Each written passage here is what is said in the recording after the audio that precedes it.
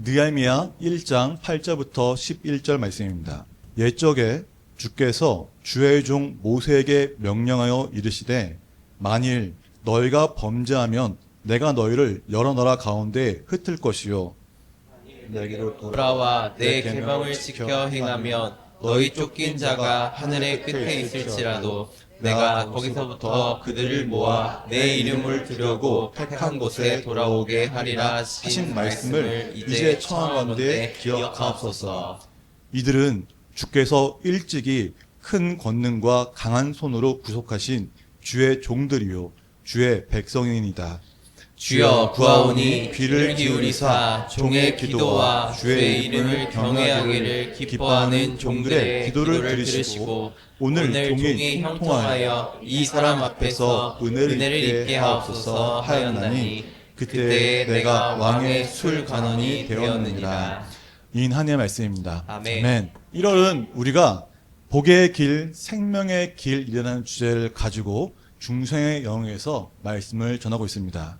그리고 오늘은 은혜의 길로 이끄신다라는 제목으로 은혜의 말씀을 선포하겠습니다. 우리가 인생의 길을 걸어가면서 때로는 길을 잃어 방황하기도 하고 또 하나님의 뜻과 멀어진 것 같은 순간이 있습니다. 그러나 하나님은 하나님의 자녀된 우리를 끝까지 은혜의 길로 이끄시며 그 길을 통해 회복과 구원의 기쁨을 주시는 분이십니다.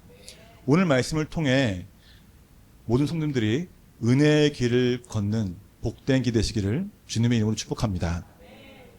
자, 우리말 성경에서는 이 느헤미야와 에스라서를 구별하고 있습니다. 그죠? 두 번 나눠져 있죠. 근데 원래 초기 히브리어 원문에서는 한 묶음 되어 있는 거예요. 이유는 다른 게 아니죠. 그 내용이 바벨론 포로 이후에 이스라엘이 귀환하는 것에 대한 이야기인데 하나님이 어떻게 은혜의 길로 이끄시는지를 보여주고 있습니다. 첫 번째는 이 고레스 왕이 하나님이 약속하신 말씀대로 스룹바벨을 중심으로 제1차 귀환이 나타납니다. 그리고 그때 성전을 재건하게 됩니다. 또 2차 귀환은 에스라를 중심으로 이루어졌고 에스라가 그 이스라엘 성전에서 율법을 가르침으로써 이스라엘의 정체성이 회복되는 시기를 맞았습니다. 그리고 이 3차 귀환이 바로 느헤미야를 중심으로 연결되며 이스라엘 성도교회에 재건되는 것을 통해서 이스라엘의 회복을 통해 은혜의 길로 이끄시는 하나님을 보게 되는 것이 바로 이 느헤미야서입니다. 그리고 이 느헤미야 1장은 정말 중요합니다. 무엇보다 하나님께서 은혜의 길로 이끄시는 그 시작의 중심이 무엇인지를 분명히 보여주고 있기 때문입니다. 이 느헤미야 1장은 기도고 또 말씀이 나타나는 것을 보여줌으로써 우리가 어떻게 하면 그 은혜의 길을 걸어갈 수 있는지를 분명하게 알려주고 있습니다. 자, 1절 한번 볼까요? 느헤미야가 누구의 아들이라고요? 하가라의 아들이라고 나와 있습니다. 그리고 아닥사스닥 왕 제20년이라는 걸 통해서 바벨론으로 끌려간 그 이스라엘 백성들이 포로 생활을 한 지 150년이 지났던 것을 알게 됩니다. 그리고 이 기슬루 월이 지금 쓰고 있는 태양열로 바꾸면은 11월에서 12월 중순 정도 되는 거예요. 그 사용을 통해서 시기도 분명히 알 수 있습니다. 그리고 수상공이라고 했는데 이 수상공이 페르시아의 도성입니다. 페르시아 왕들이 겨울에 지내는 그 왕궁이 바로 수상궁입니다. 자, 그런데 이렇게 이 궁에서 있던 그 느헤미야가 한 소식을 듣게 됩니다. 어떤 소식이냐면은 형제 하나님을 통해서 이스라엘의 소식을 듣게 되었습니다. 3장에 봉독할까요? 그들이 내게 이르되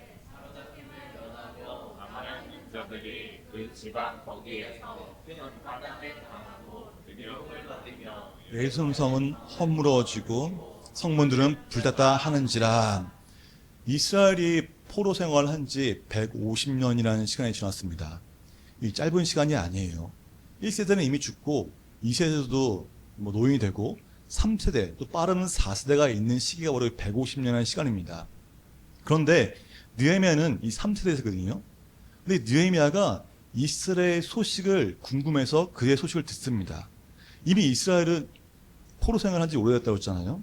느헤미야는 이 페르시아에서 태어나고 페르시아에서 자란 사람입니다. 그럼 이스라엘 문화가 가까워요? 페르시아 문화가 가까워요?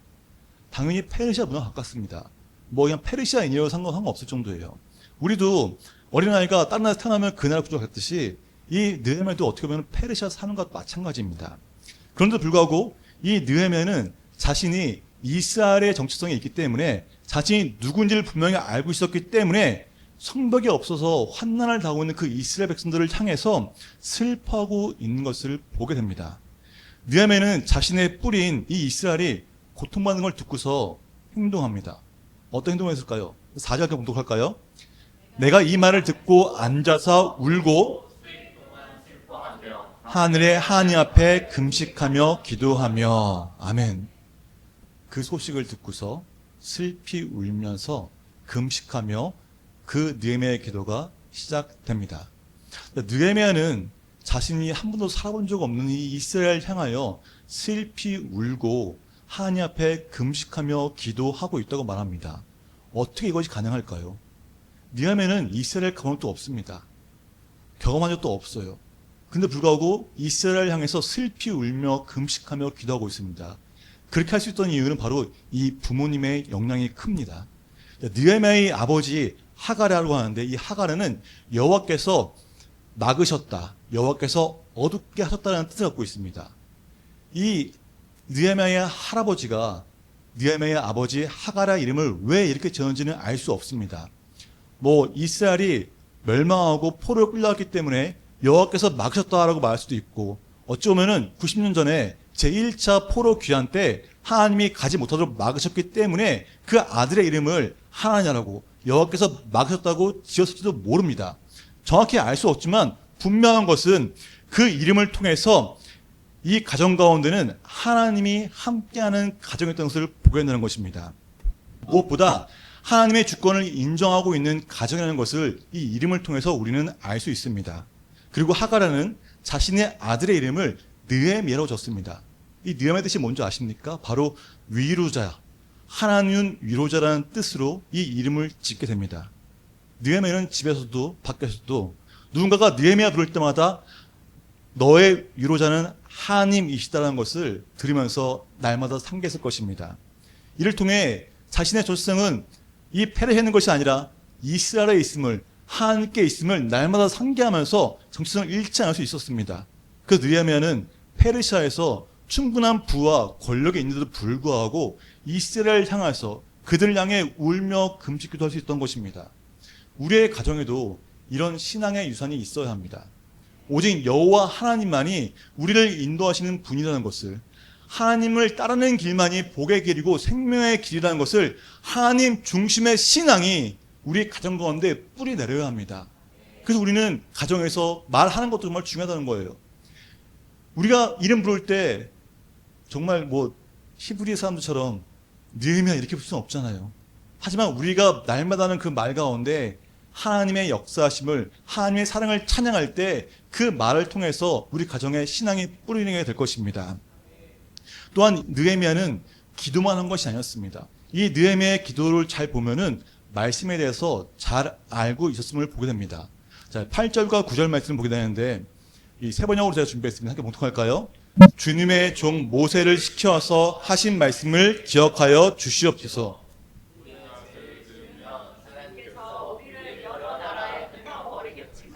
우리가 주님께로 돌아가서 주님께 계명을 지키고 실천하면 쫓겨난 우리가 하늘 끝에 있을지라도 주님께서 거기에서 우리를 한데 모아서 주님의 이름을 두려고 택한 곳으로 돌아가겠다 하신 그 말씀을 이제 기억하여 주시옵소서. 아멘. 느헤미야가 기도하는 이 내용을 보면은 먼저는 모세가 말한 것을 알고 있었다는 것입니다. 이 느헤미야가 지금 레위기와 신명기의 말씀을 인용하면서 하나님께서 약속하신 그 말씀을 잊지 말아달라고 간구하고 있습니다. 그 말은 하나님의 약속은 반드시 이루어질 것을 말씀을 통해 분명히 알고 있었다는 것입니다. 그래서 하나님께 범죄하여 이스라엘이 파괴되고 멸망됐지만은 약속하신 하나님께서 반드시 회복시켜 주실 것을 그 믿음으로 기도하는 것입니다. 그렇기 때문에 이 하나님의 약속이 이루어질 수 있도록 느헤미야는 먼저 죄를 회개했습니다. 그 죄는 자신의 죄와 가정의 죄뿐만 아니라 어떤 죄까지 기도합니까? 자기 조상들의 죄까지 회개하며 기도하게 됩니다. 그렇기 때문에 이 하나님의 약속이 이루어질 수 있도록 먼저 죄를 해결하는 것이에요. 왜 굳이 자신이 경험하지도 않았고 자신도 모르는 그 조상들의 죄에 대해서 기도했을까요? 문제의 원인이 죄에 있다는 것을 알았기 때문입니다. 그래서 자신뿐만 아니라 자신의 가정과 이스라엘 조상에 대한 그 죄까지 다 자백하는 것입니다. 그래서 회개하며 하나님의 긍휼하심을 구합니다. 우리도 마찬가지입니다. 우리가 죄를 지었을지라도 하나님의 약속은 변함없습니다. 우리가 하나님을 잠깐 떠났을지라도 하나님의 약속은 여전히 유효하고 하나님의 계획은 온전히 이루어집니다. 그러나 우리가 우리의 죄를 회개하지 않는다면 우리는 하나님의 약속 가운데 거할 수 없습니다. 그렇기 때문에 느헤미야처럼 죄에 대해 민감해야 합니다. 혹 내가 알지 못한 죄가 우리 조상과 될 수 있으니 그 조상의 죄만도 기도하고 회개하면서 나아갑니다. 죄를 회개하고 하나님의 구원하심을 구할 때 하나님께서 응답하십니다. 느헤미야는 이 조상들의 죄부터 회개하면서 쭉 기도하죠. 그리고 마지막에 이 기도의 목적에 대해서 밝히고 있는데 그것이 바로 11절입니다. 그때 내가 왕의 술 간원이 되었느니라. 아멘. 자, 이 개혁 과정을 보면은 느헤미야가 자신의 길을 형통하게 해달라고 기도하고 왕에게 자비를 입게 해달라고 은혜를 입게 해달라고 기도합니다. 근데 보면은 마지막 어때요? 그때 내가 왕의 술간원이 되었느니라 라고 하고 있습니다. 마치 보면은 그 느헤미야가 기도했기 때문에 왕의 술관원이 된 것처럼 보입니다. 그러나 원어와 세번역을 보면은 어떻게 되냐면은 마지막에 그때 나는 왕에게 술잔을 받들어 올리는 일을 맡아보고 있었다고 말합니다. 자, 그렇다는 것은 이 느헤미야가 구한 기도는 여전히 아직 이루어지지 않았다는 것입니다. 자, 느헤미야가 기도한 것이 뭡니까? 목적이 무엇이에요? 이제 주님의 종이 하는 모든 일을 형통하게 하여 주시고 왕에게 자비를 입게 하여 주십시오. 이 기도였습니다. 어떻게 보면은 마치 자신의 삶의 모든 일의 형통과 또 왕에게 자비를 입게 해달라는 것처럼 보입니다. 하지만 느헤미야는 자신의 계획을 이루기 위해 무엇이 필요한지를 분명히 알았기 때문에 모든 일이 형통하게 되어 왕에게 자비를 입게 해달라고 기도하는 것입니다. 왜 그럴까요? 느헤미야가 이스라엘 향해 계획을 세우고 무엇을 한다고 할지라도 아닥사스다의 왕의 허락이 없으면 아무것도 할 수 없기 때문입니다. 움직일 수도 없고 아무것도 이룰 수 없다는 것을 알았기 때문에 이 느헤미야가 왕의 자비를 구하는 겁니다. 또한 자신의 삶의 형통함을 통해서 왕께 더 가까이 가기 위해서 이 기도를 하고 있다는 것입니다. 그러나 느헤미야는 왕이 자신의 뜻대로 이렇게 움직여달라는 기도가 아니었습니다. 아닥사스의 왕을 통해 하나님의 약속과 계획하심이 이루어지게 해달라고 하는 기도입니다. 우리는 기도할 때 어떻게 기도해요? 이렇게 해서 기도할 때가 많잖아요. 악인을 보면서 저 사람 엎어지게 해서 이럴 때도 많잖아요. 하지만 느헤미야는 그렇게 하지 않았어요. 어떤 사람일지라도 그 사람을 통해 하나님의 사랑이, 하나님의 계획하심이, 하나님의 약속이 그 사람을 통해 이루어지도록 기도한다는 것입니다. 이런 느헤미야의 기도를 통해서 하나님께서는 은혜의 길로 이끄셨습니다. 그리고 하나님께서는 그런 느헤미야에게 왕에게 자비를 입게 하십니다. 2장 1절 보니까 아닥사스다 왕 제20년 니산월에 왕 앞에 포도주가 있기로 내가 그 포도주를 왕에게 들었는데 이제는 내가 왕 앞에 수이 없다니 했더니 쭉 하면서 이제 왕이 물어보기 시작하죠. 어떻게 하면 좋겠냐? 그래서 느헤미야가 그 왕의 얘기를 듣고서 잠시만요. 하나님께 기도하겠습니다. 하나님께 기도하고서 그 왕에게 필요한 것을 말하면서 역사가 시작됩니다. 기도한 지 약 5개월 지난 시점입니다. 그때까지 느헤미야는 기도했다는 것입니다. 그리고 그 기도를 통해 하나님은 회복의 길로 이끄셨습니다. 자, 이처럼 느헤미야의 기도를 시작으로 이스라엘은 온전히 회복될 수 있었습니다. 우리의 인생길도 하나님께서 은혜의 길로 이끄실 때 온전한 회복을 누릴 수 있습니다. 이 온전한 회복을 누리는 은혜의 길을 걷기 위해서 우리는 어떻게 해야 할까요? 기도해야 합니다. 예수님께서 우리에게 말씀하시기를 마태복음 21장 22절에 너희가 기도할 때 무엇이든지 믿고 구하는 것은 다 받으리라. 그래서 그런지 우리는 고난 가운데 있을 때 가장 갈급하게 정말 간절히 기도합니다. 절박하게 기도하죠. 그죠? 그러나 느헤미야는 위급하거나 고난 가운데 있던 사람이 아니었습니다. 그는 이미 술 맡은 자였습니다. 왕의 가장 옆에서 왕과 가장 자주 만나며 왕의 신을 받는 자였습니다. 그는 돈도 부족함이 없었고 아주 편하게 살던 사람이었습니다. 하지만 그 느헤미야는 이스라엘의 회복을 위해 눈물로 하나님께 기도했습니다. 고난 중에도 평안 중에도 멈추지 않아 하는 것이 바로 이 기도입니다. 우리는 기도를 내가 갈급할 때만 하는 것이 아니라 평안할 때도 항상 함께 기도해야 되는 것을 느헤미야를 통해 보게 됩니다.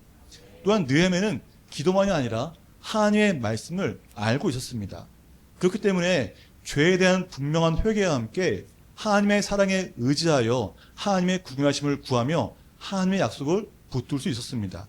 또 마지막으로 자신의 뜻이 이루어지는 것이 아니라 하나님의 약속의 성취되기를 하나님의 궁유를 구했다는 것입니다. 이것이 바로 은혜의 길로 가는 방법입니다. 우리는 우리의 죄로 인해 하나님과 멀어설 때도 회개하고 하나님의 약속을 붙들어야 합니다. 하나님의 약속을 붙든다는 것은 말씀을 가까이 하는 자에게는 주어지는 특권입니다. 그래서 말씀을 가까이 하는 자만이 하나님의 약속을 정확하게 붙잡을 수 있습니다. 단지 내게 복 주신 분은 그걸 잡는 것이 아니라 하나님이 나에게 약속하신 그 말씀 붙잡고 나아갈 때 분명한 역사가 일어날 것입니다. 근데 그 말씀을 이루기 위해서 무엇보다 믿음으로 가는 것도 있고 내 뜻대로 내 방법이 아니라 하나님의 방법대로 하나님이 약속하신 그 모든 것을 이룰 수 있도록 하나님께 맡겨드리는 기도를 해야 합니다. 우리는 그럴 때 그 기도가 정말 힘이 있는 것입니다. 예수님께서 우리가 은혜의 길을 걸을 수 있도록 우리를 대신하여 죄를 짊어지시고 십자가에 죽으셨습니다. 또 우리가 생명의 길을 걸 수 있도록 죄와 사망을 이기시고 부활하사 하나님 우편에 앉아 우리를 위해 기도하십니다. 우리가 복의 길을 걸 수 있도록 우리에게 성령을 주셨고 우리에게 성령의 능력을 허락하였습니다. 우리를 구원하실 분은 오직 예수님밖에 없습니다. 오직 예수만이 우리의 인생 가운데 있을 때 우리는 은혜의 길을 걷는 자가 될 것입니다. 이를 위해 우리는 말씀 묵상과 기도를 소홀히 해서는 안 됩니다. 결코 멈춰서는 안 됩니다. 하나님의 약속을 붙잡고 믿음으로 기도하여 은혜의 길을 이끄시는 그 하나님의 사랑을 만끽하는 복의 길을 생명의 길을 걷는 축복된 손님 되시기를 주님을 축복합니다.